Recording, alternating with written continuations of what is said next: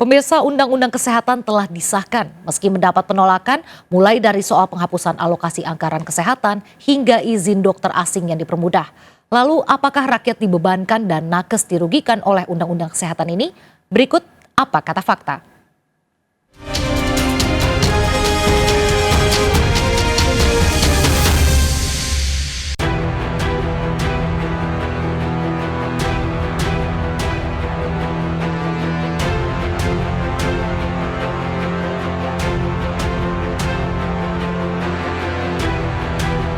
Rancangan Undang-Undang atau RUU Kesehatan telah disahkan oleh DPR RI melalui metode Omnibus Law pada 11 Juli lalu.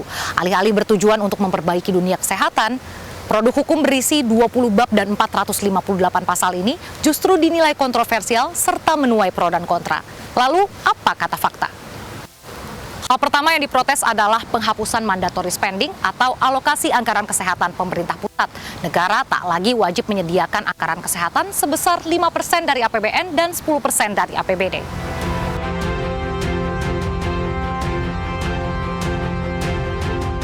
Alokasi anggaran kesehatan ini dihapus lantaran dinilai tidak tepat sasaran.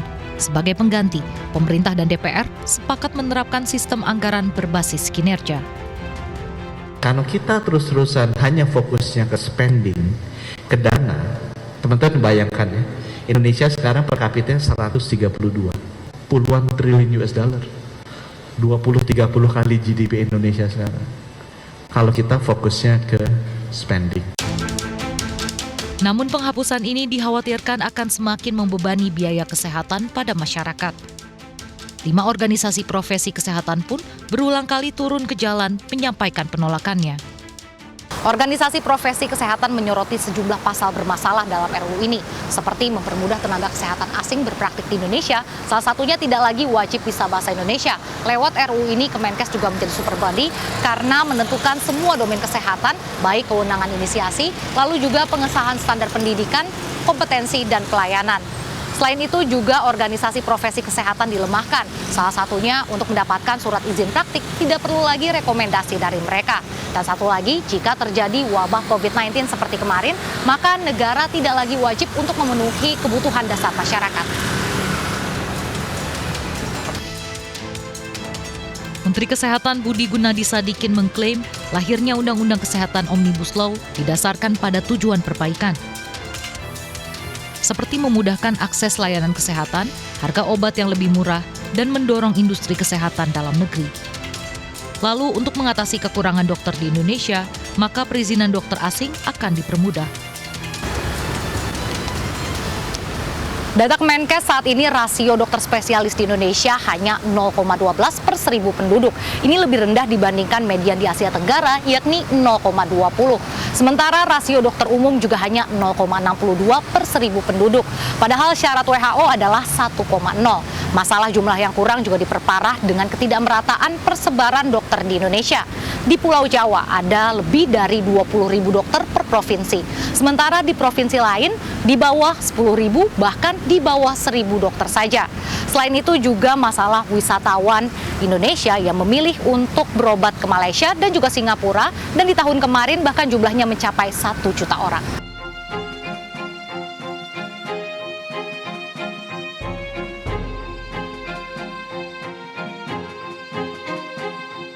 Fraksi Partai Demokrat mendukung sepenuhnya kemajuan praktek kedokteran dan hospitality, termasuk hadirnya dokter ringan, tetap mengedepankan prinsip.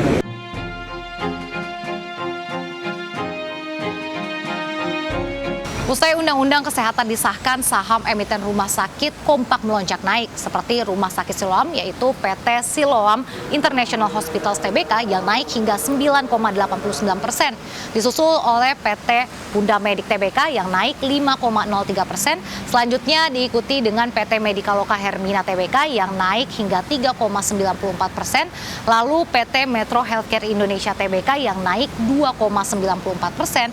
Selanjutnya ada PT Sarana Meditama Metropolitan yang naik 2,78%, diikuti dengan PT Royal Prima Tbk yang naik 2,27% dan PT Mitra Keluarga Karya Sehat Tbk yang naik 1,92%. Dua fraksi di DPR RI tidak menyetujui RUU Kesehatan.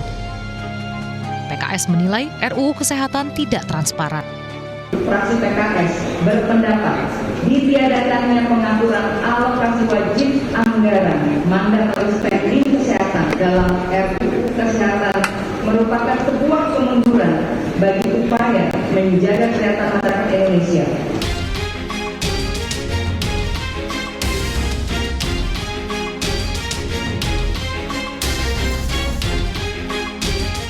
Lalu apakah perombakan pasal di Undang-Undang Kesehatan yang baru benar-benar mewakili kepentingan tenaga kesehatan?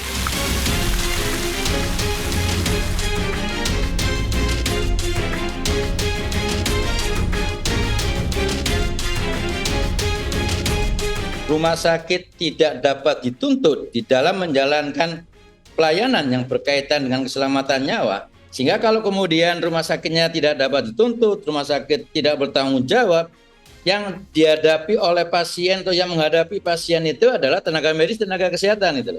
Pasal 192 ini adalah sebuah pasal yang diskriminatif.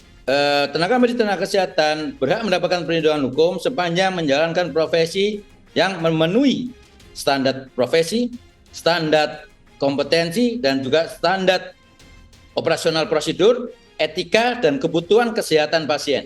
Lalu mengapa IDI merasa Undang-Undang Kesehatan ini seperti melemahkan organisasi profesi? Esensi daripada undang-undang profesi itu adalah protecting the people, guiding the doctor. Memproteksi patient safety dan juga menggait supaya dokter yang bekerja itu ada rambu-rambu, ada proses pembinaan. Lalu ada pasal yang dinilai seperti mempermudah tenaga kesehatan asing untuk berpraktik di Indonesia. Nah, ini tanggapan dari IDI sendiri seperti apa? Barier itu bukan dalam konteks itu adalah dari organisasi profesi, negara yang harus memberikan barier. Karena negara yang harus punya kepentingan untuk menjaga rakyat supaya terlindungi dan mendapatkan patient safety. STR dibuat seperti seumur hidup. Apakah ini tidak menurunkan standar atau kualitas dari para dokter tersebut? Kalau kemudian kita mengatakan bahwa STR itu seumur hidup, siapa yang bisa menjamin saya seorang dokter spesialis ortopedi, saya 5 tahun lagi saya masih bisa beroperasi?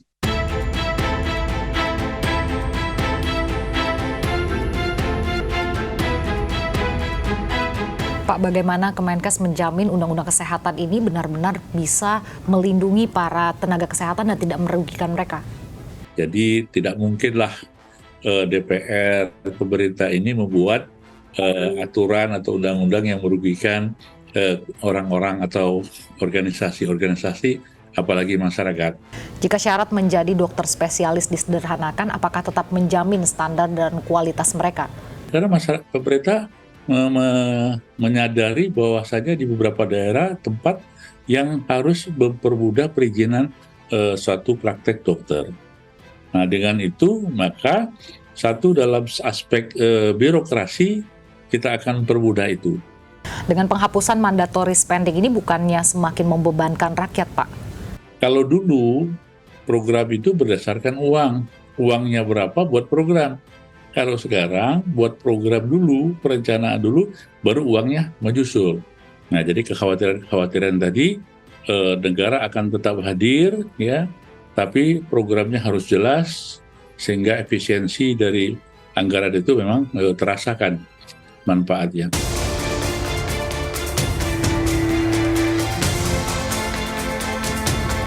Dalam perjalanan penyusunannya, RUU Kesehatan ini mendapat penolakan dari sejumlah tenaga kesehatan yang melawan dengan aksi dan juga judicial review ke MK.